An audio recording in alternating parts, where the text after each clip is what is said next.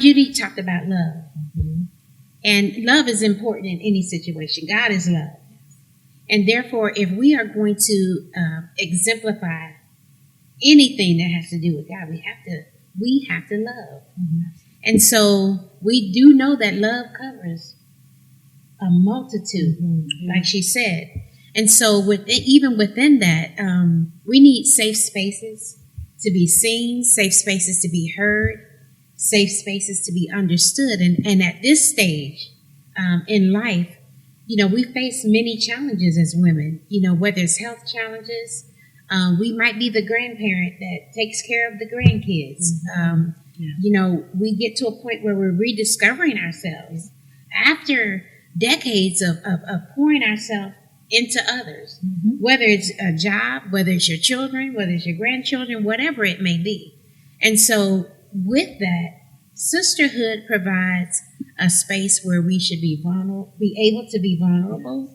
We should be able to share, mm-hmm. And we should be able to grow without judgment. Mm-hmm. However, we do mm-hmm. know that there are times when, our circle, it's not trusted. Yeah. What do we do in that case? We have fears, we have concerns, we have life transitions, we struggle with self-worth, so many things. But what if your circle can't be trusted? Talk to me about that, Sheila. Wow, that's really, really good. I'm gonna take two angles on this. Okay. First angle I'm gonna take is from a personal stance, mm-hmm. right, on what I need in terms of safe space. Yes. The second angle is more of a social mm-hmm. situation. Mm-hmm. I'll take the last one first, the social aspect. Yes. From a social standpoint, you experience what they call xenophobia, fear of what may happen. Yes. It hasn't happened, but there's a fear that it may happen. And sometimes if you've experienced rejection as a child or as a young adult, as a woman, those things kind of lie dormant in the back of your mind. And as soon as you feel you're being rejected, that xenophobia kicks in. And now you have an onset fear of what may possibly happen. True. Right? Yes. So for me, it's a fear of rejection. For me, it's a fear of not having, not feeling like everybody can accept me mm-hmm. for who I am, mm-hmm. For how I am. And that's why I'm blessed to have sisters around me that I don't have to explain myself. Yeah. At this stage in my life, my mom, and she was being sarcastic when she said, when you get 50, you can say what you want to say. So I'm a bit past 50. But I've been saying what I want to say for a long time. Mm-hmm. But it feels good to be around sisters that I don't have to justify that I'm a woman of God.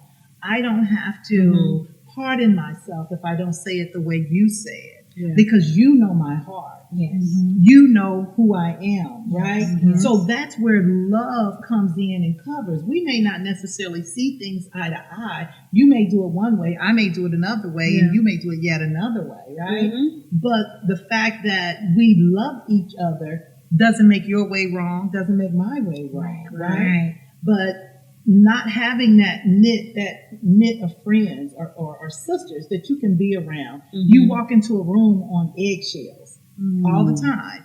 And that xenophobia kicks in, that fear. Mm-hmm. And before you know it, now I'm mad at them because they mad at me. I don't like them because they don't like me. Mm-hmm. When nobody said anything to anybody. Right. It's just that unspoken.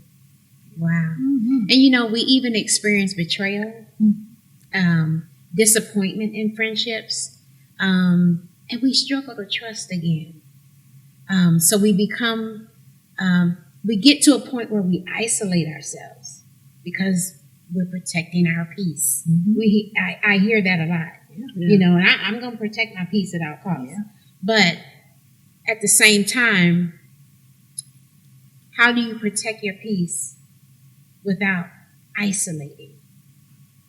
Mm-hmm. Building a safe space, in your, as you spoke about it before, in your gauging. Mm-hmm. Talk about that, Judy. That's another difficult one because it takes, again, that self-reflection Yes. piece. Mm-hmm. I always base everything. I try to look at, okay, God, what are you saying? What are you telling me right here? And sometimes that self-reflection is going to cause a period of isolation. Yeah.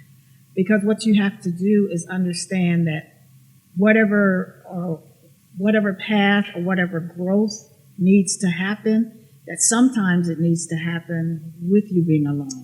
That's right. That's right. Right? Because So I mean, even if we look at Jesus as being the perfect example of how we are to be godly, but yet be human. Mm-hmm. There were just periods of where he went off by himself. Yes, he did. So Yes. understanding that and then replenishing yourself, Yes. It's important. and then you can go back to Yes. the friendship, Yes. or even reevaluate, what's going on with the relationship. I honestly, that I'm older, I don't say it's like you just said. Sometimes the filter is just not there, and you kind of realize some of the care I used to have when I was younger, I don't have to have that care anymore. Yeah. Understand that, if I'm alone, it's just for a short period of time. It's just for a season. Yeah. And when the seasons change, it's going to change. Yes. And understand that it'll get better, but protecting and even looking almost with an eye of faith to say, okay, now I know what I need to look for. I know what I need to expect. Right. I know what feelings I need to allow to come up and surface.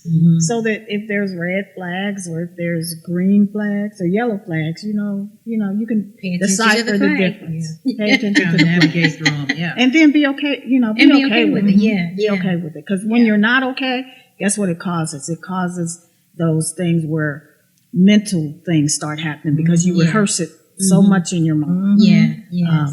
And then just go forward with God in it. Yes. Yes. That's how it is for me. And so it's important to understand that sisterhood it's not just about fun, but and the fun is the good part about it. Yeah.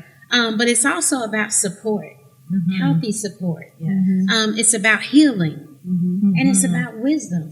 Yeah. When you get to this age and stage in life, you're going to have to apply those things to whatever relationship you're in, whether it's a sisterhood or, whatever other hood. You're going to have to apply the support, the healing, and the wisdom in it.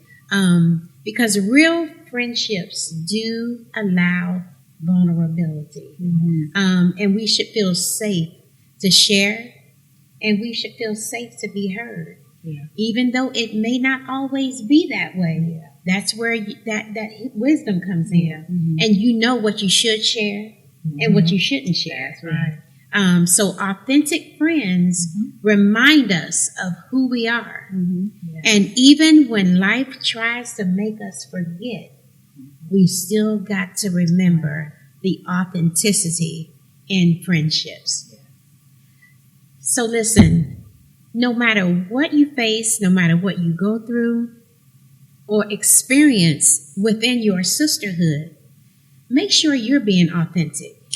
Make sure you're asking God to give you the wisdom to be able to know the difference, not only in your actions, but the actions of those that are in that sisterhood. Because authenticity matters. Authenticity is important in whatever relationship that you are forming or are a part of. Remember, be authentic. We'll be right back. Hi, this is Zoe.